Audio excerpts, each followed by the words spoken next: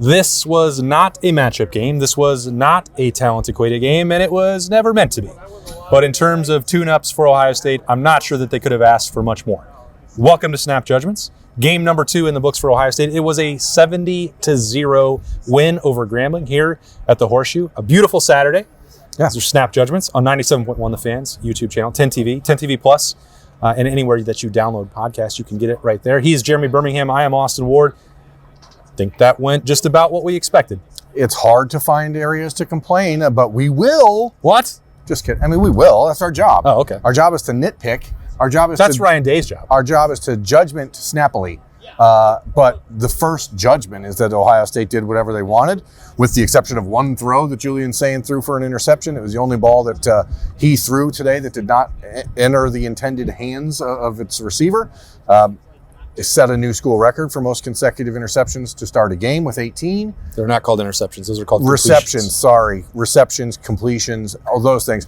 18 of them, which actually ties Kyle McCord's school record for most completions in a row over any stretch of games, but it is a new single game record for Julian Sayin. So pretty good job, 300 plus yards in the first half. I don't know how many touchdowns he threw. It seemed like a lot. 1 to Carnell, 2 to Jeremiah.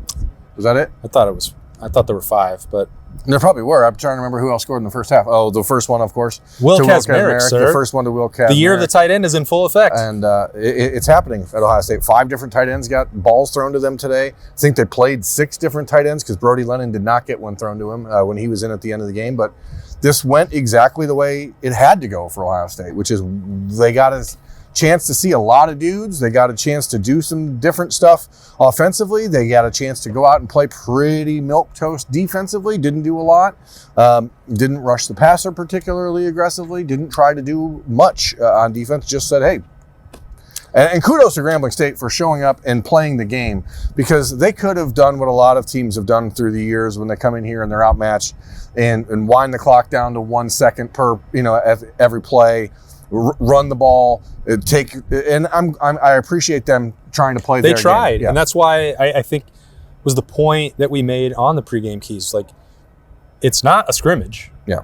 And, you can have opponents, to your point, that come in and basically treat it that way. They know that they have no chance of winning, and they're going to run it 3 times, and it's going to take up as much time. If they can get a first down, great. Run 6 minutes off the clock, protect themselves. We've seen that before. We've seen good teams try to do that to Ohio State. So Grambling, give them credit, I do, for that. They gave Ohio State real looks, which means that when we're talking about evaluations, whether that's Julian Sayin, whether that's, Riley Pettijohn, Aaron Scott, or Buckeyes young running backs, Bo Jackson, Isaiah West, anywhere in between. Like, I think you can take some measure of evaluation stock credit in it. Now, this is going to be the worst team that Ohio State plays. Yep. So you don't want to maybe go overboard on that. But as Ryan Day said a week ago, when he was not putting a lot of these same players out there against Texas, it was the first timeness. Yeah. And that even applies to Julian Sayin. Now, this was the first interception. Now, we can all point to the completions, and some of them easier than others. I would cover Jeremiah Smith if it were me. Yeah. Might be the only thing we could suggest to Mickey Joseph and Grambling over there. But you also get, those teaching points done. Edric Houston still in that first timeness mode, and you can't have the penalties when you get into the talent equated games, the matchup games. That was not what this is, but you'll take the teaching points. And I don't think that means that I'm ready to start nitpicking what happened and not focusing on the players that were shining out there and like really making an impact for the first time in the Horseshoe. But I think that's the art of coaching and not the science of it. Well, Ryan Day acknowledged in his post-game press conference that on Tuesday, we talked about it on Snap Judgments on Tuesday, that there was like an obvious, okay, let's take a deep breath and everyone can relax just a little bit. And Ryan Day acknowledged that he was worried about that on Tuesday. Wednesday came, they had a good practice. Thursday, they were business-like, he said. And it's a sign of a really good team. This is a team that has an excuse to get lackadaisical. They just played Texas. They just played 5 straight games against top 10 teams or top 5 teams. And they could have easily come out today and played sloppy, and they didn't. They came out and played pretty precise. Even early in the game, the Buckeyes seemingly didn't want to run today. They wanted to let it open up for Julian Sayin. And again, 18 and 19 in the game, 300 yards, 5 touchdowns. Like, light work for a guy making a second career start. But the most impressive thing about Julian is just that he continues to just make the right decisions, with the exception, obviously, notably, of that interception where he, I think, was trying to find Jeremiah Smith. All right, I just want to make sure, because we said 5. It was 4. 4 touchdowns. So, 4 touchdowns. Correction in real time. 5 total passing touchdowns. Got a little bit overwhelming when they scored 10 touchdowns in the game. So that's on us. Five total passing touchdowns for Ohio State, 1 for Lincoln Keenum. The interception, he had Jeremiah Smith on a slant, and it got covered, and then he just forced something. But that's what happens. And we saw that with quarterbacks throughout the years at Ohio State, because today was as close to like BPS, CJ Stroud. The touchdown that he threw to Carnell Tate, the second touchdown of the game, is absolutely spectacular. The first touchdown pass to Will Kazmarek is absolutely spectacular. The easiest ball that he had all day is the 87-yard touchdown for Jeremiah Smith. But kudos to Julian Sayin. Like, this is a game he could have easily mailed it in and just didn't. I tell you what, Carnell Tate is like an acrobat. That's pretty good. What he's doing with the ball skills, like every catch, because you said great throw, and I don't disagree. The ball was only where Carnell Tate could catch it. It took another sensational effort for Carnell Tate to reel that in. And like basically every catch he's had this season, I'm like, it looked like it was easy. It looked like it was perfect. Even the deep shot that Julian Sayin threw to him was like, that was an incredible catch. He still had to adjust over his shoulder and not break stride to haul that in. It was really impressive. It was much more challenging than it looked initially. So Carnell Tate, he gets overshadowed so much. I don't want that to happen to him. It's something we've talked about in the past. Like CJ Stroud, the ball placement specialist moniker that he grew into was a lot of times him just putting it in a place that only Ohio State's receivers are going to catch it, and they're so good that they would. But that throw on the touchdown is one that Ohio State works on all the time. It is the 1-inch throw, and he did it on the touchdown to Will Kazmarek. He did it on the touchdown to Carnell Tate. So the difference between Ohio State and other schools is that Ohio State knows they have receivers that are all NFL receivers, and they can make those plays. So if you have those dudes, like, you can just put it there and say, go ahead and get it. Because you know what happens if he doesn't catch it? Nothing. I was half joking, Birm, but I'm not into jokes. Because I wanted to riff off the CJ Stroud BPS. Yeah. And all 3, or the first 3 of Julian Sayin's touchdowns this season were all longer than 40 yards. So I'm like, maybe he's a DBS. A deep ball specialist. He's a deep ball specialist. I don't know if it's going to catch on. Well, I don't know. But anyway, I think today was, if we said last week was, obviously it was significant. And if it was a higher floor than anticipated, and Ryan Day and Brian Hartline were going to add more to his plate and put more on him and let him expand the passing attack, like, that happened. Yeah, today was a reminder of the ceiling. You can start to see what that ceiling is going to be like. And if I were playing Ohio State this year, I wouldn't like that, because it looks like he can touch every part of the field. He has receivers that can threaten you in every way conceivable.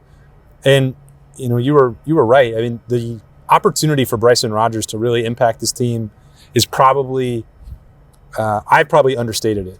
I was really impressed with his work. He has a different gear, man. And you saw it on his first punt return. Like, he caught it and he went. And that is ultimately how you become a successful return man. You don't dance. Yeah. You catch the ball and you go. And Bryson Rodgers is really fast. He had a nice grab. Mylan Graham showed the little wiggle that he's got. That is as close as you get to Garrett Wilson as you can. He catches that ball on the sideline. I've never heard anyone make that comparison Puts one before. Move on the corner and just strolls right by him. There are guys on this team that are going to continue to just get more and more opportunities and better results. And, I thought Ohio State should be thrilled with even the way the second and third team offensive line played. We've seen plenty of games in Ohio Stadium over the years where the Buckeyes played an outmatched opponent and the backup offensive line came in and didn't get the job done. It's pushed around. That was not the case today. It was surprising. We saw Justin Terry, the West Virginia transfer, his first opportunity to play at Ohio State, comes in at left tackle. Not Ian Moore there. Ian Moore was on the right side. It wasn't Deontay Armstrong, I apologize, who we thought maybe was going to be battling for that fourth tackle spot. But now it seems like Justin Terry's that guy. So it's wild. That's the first time we've mentioned his name. Yeah, but it goes to show what Tyler Bowen's doing behind the scenes, because I'm going to tell you, even when the third string offensive line came in at the end of the game, and you had, I don't even who was playing center in that third alignment. You had Carter Lowe and Jake Cook on the left side of the line, mauling people, really opening up on the 51-yard run for Bo Jackson. Big time block by Jake Cook. You had that was where Deontay Armstrong was at right tackle. Like there's a lot of moving parts and a lot of guys that took advantage of their opportunity today. Riley Pettijohn certainly did. And if there's anyone defensively that I think will come out of this game being like, what if there was a way to use him more? It's got to be him, because, and I don't see that path, because Arvell Reese is an alien. Sonny Styles was born and raised to be the Block O and the embodiment of defensive football at Ohio State. Peyton Pierce continues to play at a very high level. I guess that's the benefit and the remarkable job that James Laurinaitis has done. And like, that is your fourth linebacker. The future is bright, and if you need him in the present, look out, because he came in, he got into the game right before halftime. He immediately made a tackle. And on the first play of the second half, he is scooping up a fumble and taking it back for a touchdown. Which was not, like, no one else was even seemingly aware the ball was on the ground. And it was a really heads-up play by Riley Pettijohn to grab that. Caden McDonald forces that fumble. Riley Pettijohn takes it back for a touchdown. You think, well, that's a pretty splashy, quote-unquote, debut for somebody. And then he's like, no. Watch me force this fumble, too. Like, we're not done yet. I mean, you cannot ask for more from a true freshman defensive player. And again, I know it's Grambling, grain of salt, all that. The athleticism is undeniable. Yeah, we're not going to sit here and try to find things to pick apart about a 70-0 win that had 650 yards. Like, they did everything they wanted to do. They could have scored 100 points in this game if they really wanted. That's what you expect when you're Ohio State. Like they kind of did want that. Yeah, I mean, I appreciate Ryan Day saying, let's run the offense, because the odds are that Tavian St. Clair is not going to play again the rest of this season, right? Probably not. And I wish he would have had an opportunity to throw a ball into the end zone there at the end, like Lincoln Keenholz got on his touchdown to Jelani Thurman. But I understand why you don't. But the reality of that matter was Grambling was not going to stop Bo Jackson or Sam Williams-Dixon or Sam Dixon, I apologize. He's dropped to the Williams, or Isaiah West or anybody else in that situation. I thought the one guy to me, like if we're talking about players that maybe aren't going to play a lot the rest of the season, but someone that popped to me was TJ Alford. Like, that dude came in his first play and rocked a running back in the backfield. I think he had 4 tackles in a very limited time, playing in the Arvell Reese role, standing up at the line of scrimmage, kind of being a stand-up edge rusher. That was encouraging. Garrett Stover played. I mean, we saw Joey Velasquez. They went deep today. I don't know how many guys they went. If it was 70 players and they scored 70 points, do I still get my crown even though I said 66? I believe I said if the number and the score matched. Okay, that I would we'll have see. To we'll have to check the participation report. But yeah, overall, there's going to be time to nitpick, and I know people are waiting for me to complain about something, but I'm not gonna. We will have plenty of time to talk about the areas that could have been a slightly better performance today throughout the week ahead. Ohio's coming in. That's a pretty good Ohio Bobcats team. They just knocked off West Virginia. It's right up there. Knocked off West Virginia 17-10 for the first time in 70 years or something. Played Rutgers pretty close. I'm sorry, Wisconsin Rutgers. Played them down to the wire. Go and beat West Virginia. Last year's MAC champ. Like, they're going to be a game competitor next week. And I think this was the perfect, like, exhale and work on some stuff game for Ohio State. Yeah, well, the race to get better is... Did you see Matt Patricia after the game? I'm still gimpy. I'm still working on my leg / ankle. I did mock him, and I asked him, I told him I was happy that they gave him a real shirt this week. It was a streamlined post-game because it was 7-0, and I feel like that's totally fine. Yep. A game you get in and out. It would have been hard to choose. Like, hey, if you scored a touchdown or you created a turnover, you got to go talk. We would have been up there all night. Yeah. And I'm fine with that. So we talked to Julian Sayin, Caden Curry, Jeremiah Smith, and Ryan Day, and I believe that was it. And all of them, not Jeremiah. We let Jeremiah forego the notebook, but you can hear from those other guys as well. What a pick by Caleb Downs. That was ridiculous. This combination of Matt Patricia and Caleb Downs is crazy. Was he hiding behind the defensive No, he was lined up like in the defensive front, and he sort of like engaged for a second and then dropped back into coverage, and it worked. It tricked Grambling, the quarterback Reed. He's like, this is going to be open because Caleb Downs was down here. I should be good. And Caleb Downs leaps up, makes an incredible interception. And we joked throughout, too many jokes, I guess. Or we entertained the possibility. Is there anything that you could not ask Caleb Downs to do? It's like, well, you couldn't just line him up at defensive end or play on the defensive line. It turns out Matt Patricia was like, you know what?